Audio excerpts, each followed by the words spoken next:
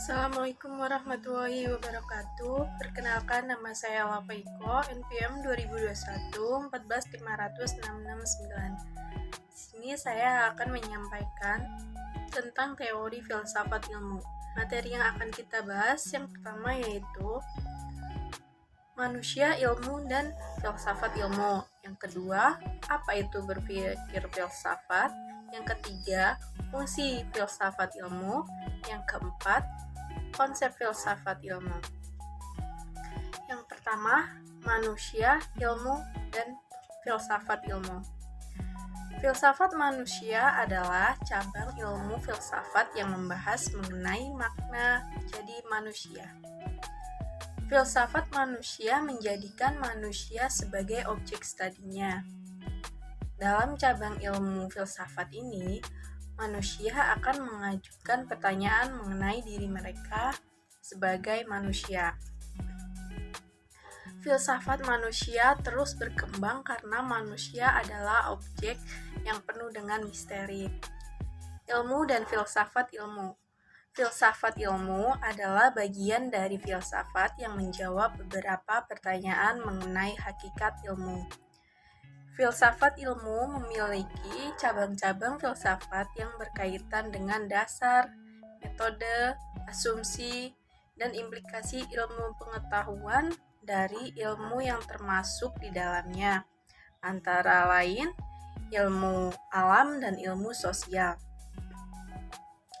Seringkali muncul pertanyaan, sentral dari studi ini menyangkut apa sih yang memenuhi syarat sebagai sains, keandalan teori-teori ilmiah, dan tujuan akhir dari sains. Keterkaitan filsafat ilmu sangat erat dan saling tumpang tindih dengan metafisika, ontologi, dan epistemologi. Apa itu berpikir filsafat? Berpikir filsafat memiliki ciri-ciri. Yang pertama yaitu berpikir secara radikal.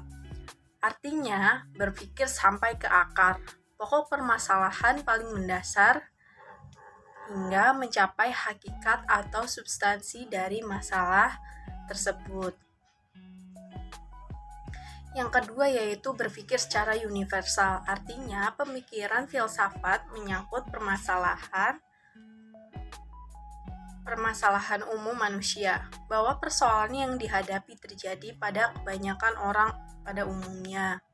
Yang ketiga yaitu berpikir secara konseptual, artinya hasil dari generalisasi atau abstraksi pengalaman manusia.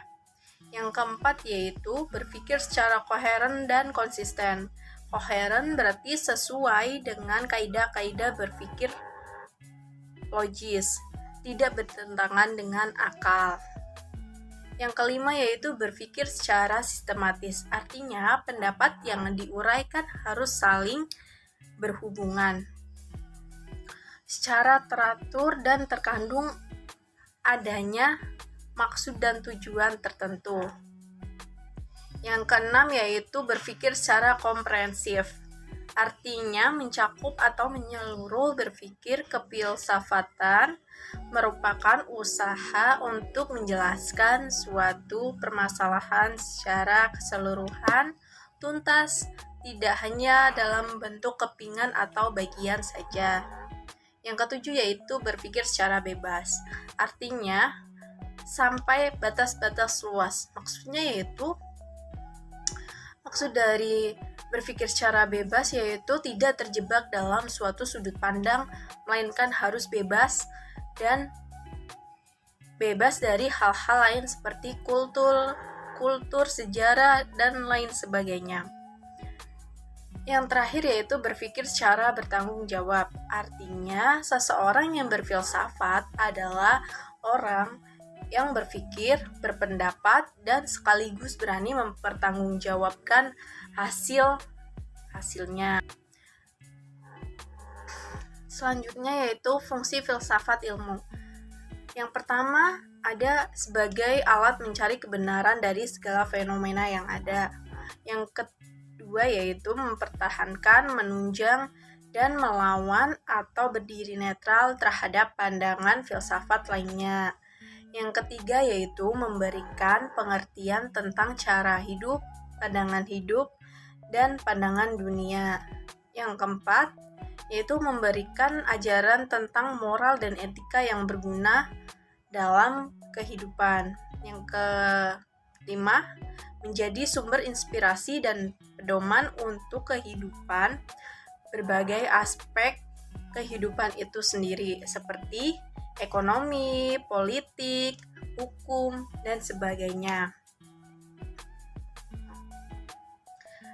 Materi selanjutnya yaitu tentang konsep filsafat ilmu. Yang pertama ada ontologi. Ontologi adalah ilmu pengetahuan yang meneliti segala sesuatu yang ada. Yang kedua yaitu epistemologi, artinya ilmu yang membahas tentang teori. Dan yang ketiga yaitu aksiologi, yaitu kajian tentang ilmu pengetahuan. Jadi, kesimpulannya di sini, filsafat ilmu adalah proses berpikir secara mendalam dan bersungguh-sungguh mengenai hal-hal yang berkaitan dengan proses pendidikan dan bidang keilmuan tertentu mengenai sebab akibat. Jadi, manfaat buat mahasiswa untuk berpikir filsafat juga ada loh. Seperti yang pertama, mengajarkan cara berpikir kritis. Yang kedua, bisa untuk mengambil sebuah keputusan. Yang ketiga, dapat menggunakan akal secara proporsional.